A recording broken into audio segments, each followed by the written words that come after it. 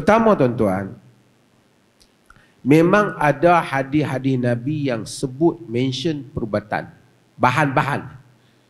Bahkan bukan ada hadis saja, ada juga ayat Quran. Umpamanya madu lah, kan? Yakhruju min butuniha syarabun mukhtalifun alwanuhu fihi shifaa'un linnas. Keluar daripada perut lebah itu ialah minuman yang berbeza-beza warnanya.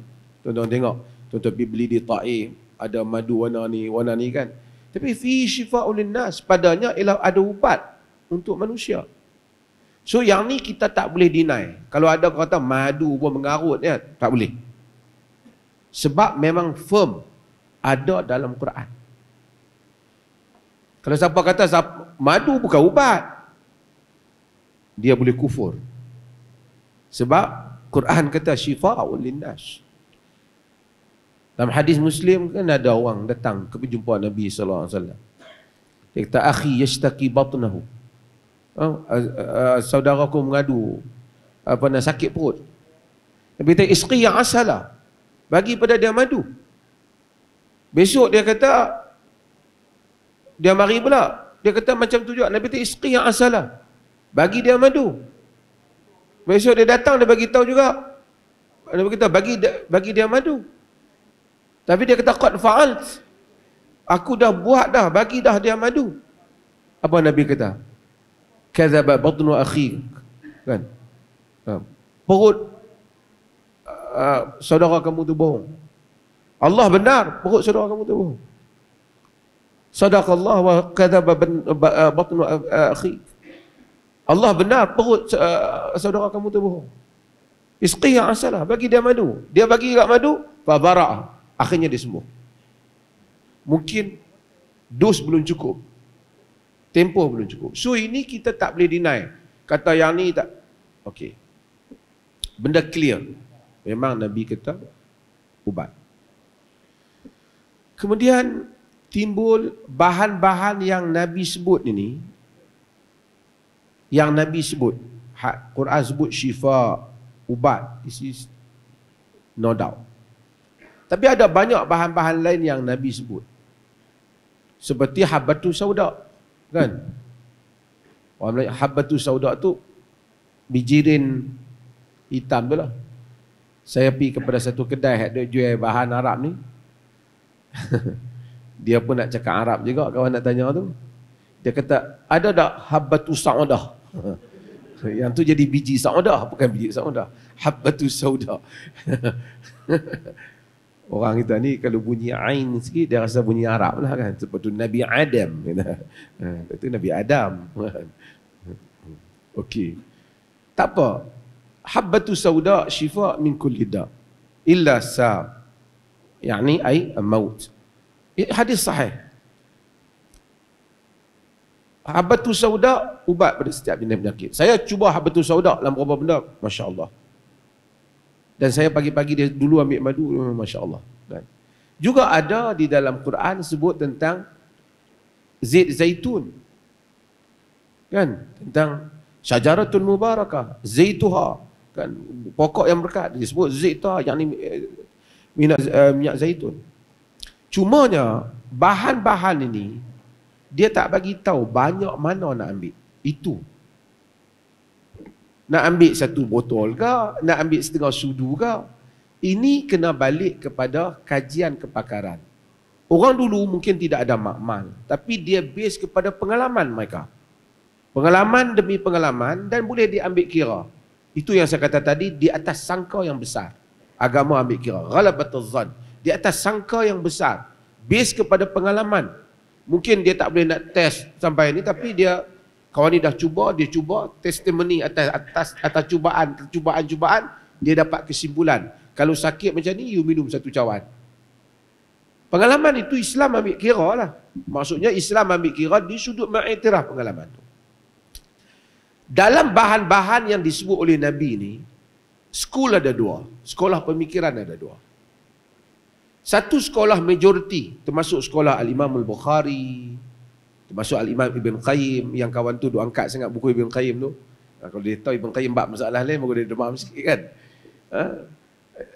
Ini kata whatever Nabi kata itu memang wahyu, divine, wahyu. Dan inilah pandangan majoriti. Masa kalau Nabi kata apa habbatus sauda lah. Yang ni Nabi wa ma yantiqu 'anil hawa in huwa illa wahyun yuha. Nabi tak cakap dengan hawa nafsu. Yang Nabi cakap wahyu. Sekolah pemikiran yang kedua yang dikenali Al-Qadhi Iyad, Ibn Khaldun. Mereka ni kata Nabi ni dia sebut benda-benda ni di atas dasar untuk berdasarkan kepada apa yang diamalkan oleh orang Arab. Karena itulah yang diamalkan oleh orang Arab dan dia yang pentingnya core kepada ajaran itu ataupun moral kepada apa yang Nabi sebut, kena cari bahan berubat. Alasan mereka kerana Nabi pernah tegur tentang talqih an-nakhl, tentang pendebungaan pokok tamar. Nabi kata illam taf'alu la soluh. Kalau tak buat pun okey. Kemudian bila mereka tak buat, menyebabkan pokok tamar tu buahnya kurang. Kemudian Nabi kata, bila ditanya kepada Nabi, Nabi kata, antum a'lamu bi amri dunyakum. Kamu lebih tahu tentang urusan dunia kamu. So mereka ni, sekolah pemikiran ni kata bahawasanya yang Nabi bagi tahu tu Nabi cumanya Nabi tahu, macam kita tahu apa yang baik untuk kesihatan. Orang cakap pada Nabi, Nabi bagi tahulah kau gunalah ubat ni. Kerana berdasarkan pengalaman tadi yang telah orang guna, bukan wahyu. Sehingga kita tidak ada pilihan yang lain. Kita ambillah kaul majoriti. Kita ambil pendapat majoriti. Ini adalah wahyu. Cuma kalaupun wahyu, dia tidak bagi dos dia banyak mana. Dan keadaan dia banyak mana. Sebab tu Imam Ibn Qayyim, dia tulis Tib Nabawi tu, bagi tahu Ustazah tu. Ibn Qayyim dan juga Ibn Hajar Al-Asqalani mereka sebut, walaupun habbatus sauda syifa' min kulli da', tetapi habbatus sauda itu sembuh ubat bagi semua penyakit kecuali maut, tetapi dia hendaklah dilihat kepada negeri mana yang dimakan. Suasana, cuaca dan seumpamanya. Kena ambil kira. Maksudnya akhirnya balik pada tadi. Fas'alu ahla dzikr. Tanya kepada ahli ilmu. Tuan-tuan hadirin dan hadirat yang dirahmati Allah. So kita tak ada masalah kalau kita nak ambil perubatan atas nama perubatan Nabi.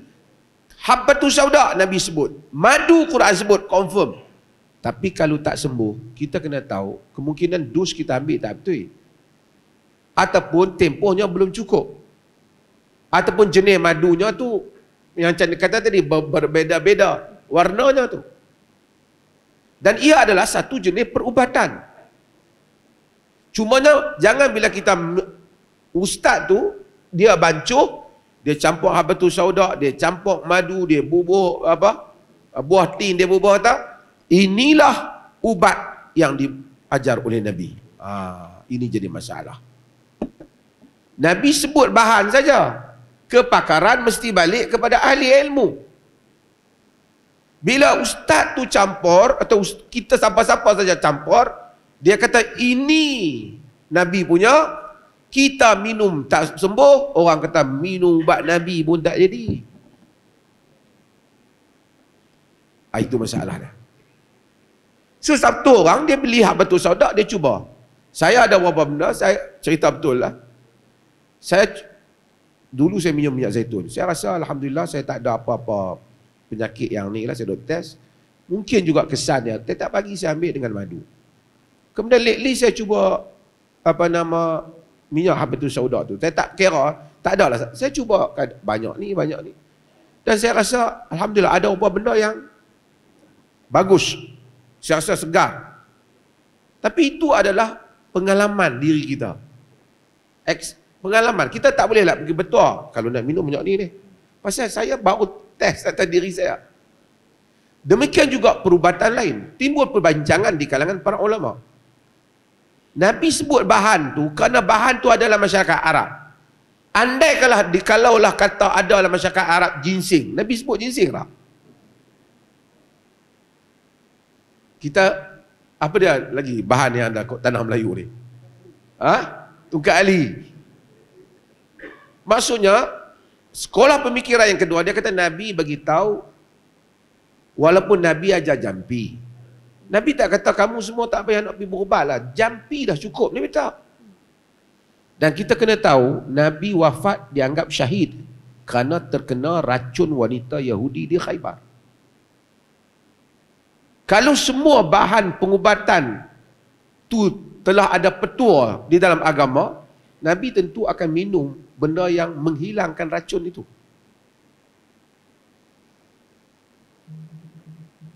Hatta kadang-kadang tubuh manusia. Nabi pada akhir hayatnya, sebab itu kita baca hadis Ummu Salamah. Nabi solat, Nabi duduk. Sebab pada akhir hayat Nabi agak sedikit agak berisi. Dan kadang-kadang berisi ini bukan soal makan, apa? Soal metabolisme orang. Kadang-kadang dia tak boleh, dia ada sikit manusia. Setengah orang dia kata dalam Islam semua perfect. Nabi tak pernah sakit pun tak benar. Nabi pernah sakit. Pada akhir hayat Nabi pernah sakit. Isteri-isteri Nabi pernah sakit. Sahabat yang mati kena taun berapa ramai? Yang kena taun. Mu'adz bin Jabal punya hebat, kena taun. Abu Ubaidah Al-Jarrah kena taun. Jadi maksudnya dalam agama diturun wahyu, panduan, hidayah betul. Soal perubatan, di samping agama memberikan beberapa asas yang tadi, dia tetap merujuk kepada ahli dan kepakaran.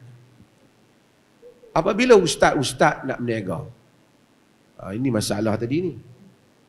Bila dia nak berniaga, mula dia keluarkan teori-teori ni. Dan sebab tu saya, ustaz, saya sensitif di Perlis ni, saya babak lah kat ni Ustaz Hafiz dah bahagian tauliah. Siapa je berniaga apa dalam masjid, aku tarik tauliah. You nak berniaga, you berniaga di luar masjid. Jangan duk kata, tuan-tuan, hak ni lah peninggalan Nabi kat kita. Kalau yang ni hak Nabi pun kita tak percaya, siapa lagi kita nak percaya? Tuan-tuan tak beli malam ni, tak percaya kat Nabi. Ini masalah. Tu yang ustazah ke apa, tak tahu, saya tak tahu nama tu. Sunnah tak bohong. Apa dia punya slogan? Sunnah tak bohong ke? Sunnah tak bohong. Memang sunnah tak bohong. Tapi bancuan awak tu, macam kita katalah, kita nak amalkan amalan, nak ikut Rasulullah. Hatta dalam ibadat. Berapa ramai orang kata, kita pakai selendang, kononnya macam selendang Nabi, serban macam selendang Nabi, tapi amalannya bukan sunnah. Bukan sunnah. Kita marah sebab kata bid'ah tu. Ya bukan sunnah. Tak semestinya bila cap macam cap Nabi jadi sunnah. Kita minta. Dulu saya sebut berapa benda Ustaz Ahmad. Ni dah live kita. Dulu kan orang kita. Makan kismis jadi yang ustaz jampi jadi cerdik. Masa tu kismis punya laku. Makcik-makcik pun belilah kismis kat cucu semua. Makan kismis ni ingat. Tak lupa. Kismis tu ustaz pula jampi. Pertama, tak ada hadis kata makan kismis tak lupa, tak ada. Ni pun satu masalah. Sebahagian hadis-hadis perubatan ni tidak sahih. Bukan semua sahih. Yang disandarkan. Pertama tak ada. Ada riwayat Zaid bin Arqam dan seumpamanya. Dia ambil daripada pandangan-pandangannya. Kemudian kadang-kadang kita tengok logik. Ustaz yang jampi tu pun tak apa ingat. Dia yang nak bagi kita ingat tu pun kita tengok dia pun cakap tak ingat. Nas-nas pun tak ingat. Tapi kita beli. Dan kita melupai benda yang dasar. Iaitu belajar rajin-rajin. Al-Imam Al-Bukhari. Saya tanya orang Mauritania. Tokoh-tokoh yang hebat. Hampa ni ingat. Cemburu kita tengok. Nas ni ingat. Dia apa akan kata berulang-ulang. Tuan-tuan mungkin Tanzia ni taklah ingat mana, mungkin sebagai tuan-tuan kata ingat mufti. Saya ulang. Tak ada kata hafal sekali bubuh kismis sebiji, hafal sekali bubuh kismis sebiji. Ulang, baca balik. Lama-lama kita lupa. Hatta kita tengok imam Masjidil Haram tu, hak dia pilih tu the best lah dia ingat Quran. Tuan-tuan tengok kadang-kadang dia pun terlupa, orang belakang tegur. Nama kata manusia.